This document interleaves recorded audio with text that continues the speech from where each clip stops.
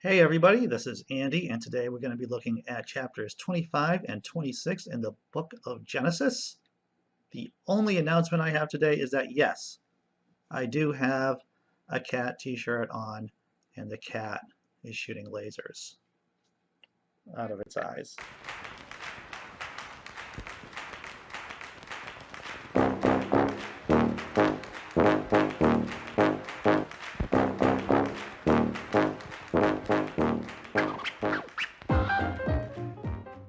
So this is chapters 25. To do a quick review, Sarah, Abraham's wife, is dead. Isaac has a wife, Rebekah. All is good in the ancient world. Or is it? Abraham took another wife, whose name was Jeturah. She bore him Zimran, Jokshan, Medan, Midian, Ishbak, and Shua. Jokshan was the father of Sheba and Dedan. The sons of Dedan were Ashurim, Lechushim, and Lubimim. The sons of Meda were Epher, Hanoch, Abida, and Eldar. All of these were the children of Ketuah. Abraham gave all he had to Isaac, but to the sons of his concubines, Abraham gave gifts while he was still living, and he sent them away from his son Isaac, eastward to the east country. This is the length of Abraham's life, 175 years. Abraham breathed his last and died in a good old age, an old man and full of years, and was gathered to his people. His sons Isaac and Ishmael buried him in the cave of Machpelah in the field of Ephron, son of Zohar the Hittite, east of Mamre. That's where Sarah, his wife and half-sister, was buried too. The field that Abraham purchased from the Hittites, there Abraham was buried with his wife Sarah. After the death of Abraham, God blessed his son Isaac, and Isaac settled at Beer Lahai Roi. These are the descendants of Ishmael, Abraham's son, whom Hagar the Egyptian, she was a sex slave if you don't remember. Oh, they mention it right here. Sarah's slave girl bore to Abraham. These are the names of the sons of Ishmael, named in the order of their birth. Nebehaoweth. There's a lot of vowels there. The firstborn of Ishmael, and Kedar, Abdil, Mibsan, Mishma, Duma, and Masa. Hadad, Tema, Jeter, Naphish, and Kedemah. These are the sons of Ishmael, and these are their names, by their villages and by their encampments. 12 princes according to their tribes. This is the length of the life of Ishmael, 137 years. He breathed his last and he died, and was gathered to his people. Not bad for a wild-assed man. If you remember, that was God saying Ishmael was going to be a wild-ass man a few chapters ago. They settled from Havilah to Shur, which is the opposite Egypt, in the direction of Assyria. He settled down alongside of all his people. These are the descendants of Isaac, Abraham's son. Abraham was the father of Isaac, and Isaac was 40 years old when he married Rebekah, daughter of Bethuel, the Aramean of Paddan Aram, sister of Laban the Aramean. I think I pronounced that close to right. Isaac prayed to the Lord for his wife because she was barren, and the Lord granted his prayer. And his wife Rebekah conceived. The children struggled together within her, and she said, "If this is to be this way, why do I live?" So she went to inquire of the Lord. And the Lord said to her, "Two nations are in your womb, and two peoples born of you shall be divided. One shall be stronger than the other. The elder shall serve the other."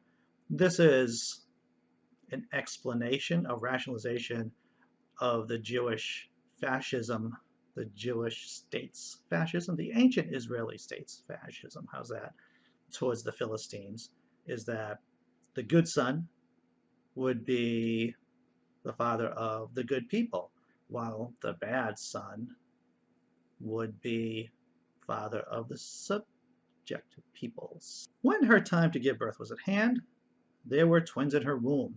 The first came out red, all of his body like a hairy mantle, so they named him Esau. Afterward, his brother came out with his hand gripping Esau's heel, so he was named Jacob.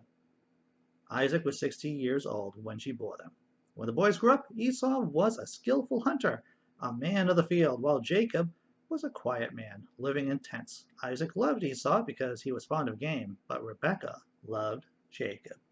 This is kind of a crazy part. Most of you who've read the Bible or who know about the Bible are aware of this. Once when Jacob was cooking a stew, Esau came in from the field, and he was famished. Esau said to Jacob, "Let me eat some of that red stuff, for I am famished." Therefore he was called Edom.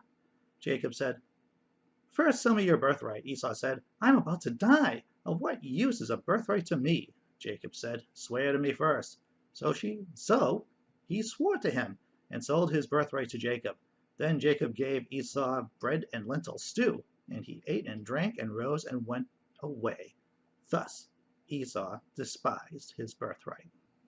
Sometimes racism in real life today is weird because you don't always realize what's going on. Recently, I just found out that the word gyp, as in, being ripped off, like he gypped me, actually is a slur from the word gypsy. Interesting.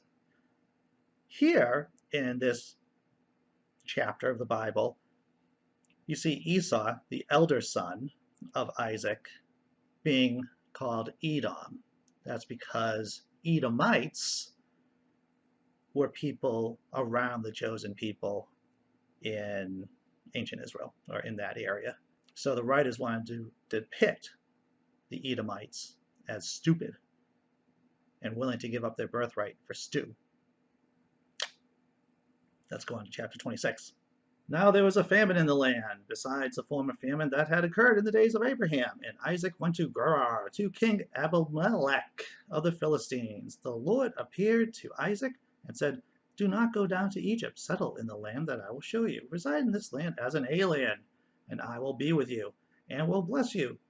For to you and to your descendants I will give these lands, and I will fulfill the oath I swore to your father Abraham. I will make your offspring as numerous as the stars of heaven, and I will give to your offspring all these lands, and all the nations of the earth shall gain blessing for themselves through your offspring, because Abraham obeyed my voice and kept my charge, my commandments, my statutes, and my laws." So Isaac settled in Gerar. When the men of the place asked him about his wife, he said, "She is my sister." If you've been following the last few videos, Abraham, Isaac's dad, did this twice. It didn't end up well. Well, it ended up well for Abraham because God had his back. But it was some craziness that happened. I wonder what's going to happen this time. Let's take a look.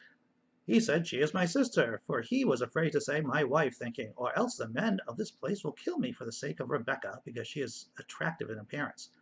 When Isaac had been there for a long time, King Abimelech of the Philistines looked out of the window and saw him fondling his wife Rebekah.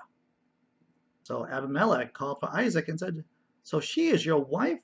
Why did you say she is my sister?" This king was also around when Abraham pulled the same stunt. Isaac said to him, "Because I thought I might die because of her." Abimelech said, "What is this you have done to us? One of the people might easily have lain with your wife, and you would have brought guilt upon us." So Abimelech warned all the people, saying, "Whoever touches this man or his wife shall be put to death." Isaac sowed seed in that land, and the same year reaped 100-fold. The Lord blessed him, and the man became rich. He prospered more and more until he became very wealthy. He had possessions of flocks and herds and a great household, so that the Philistines envied him. Now the Philistines had stopped up and filled the earth all the wells that his father's servants had dug in the days of his father Abraham. And Abimelech said to Isaac, "Go away from us. You'll become too powerful for us." King Abimelech is probably just tired of the same old shit about, "She's not my wife, she's my sister."